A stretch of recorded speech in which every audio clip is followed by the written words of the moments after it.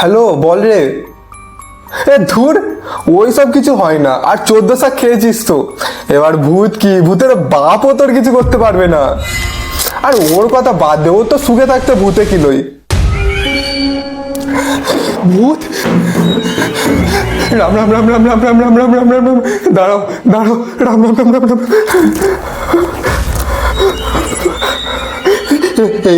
এইবার আমায় কিছু করে দেখো। তুই কি আমায় ভয় দেখাচ্ছিস? আমি কিন্তু মুসলিম ভূত। আমাকে ছেড়ে দাও, আমি তো কিছু করিনি।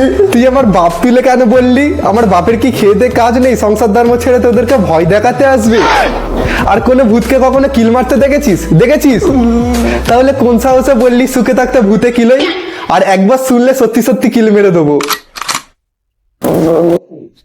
এই জন্য মানুষ জাতিকে না ভালো লাগে না।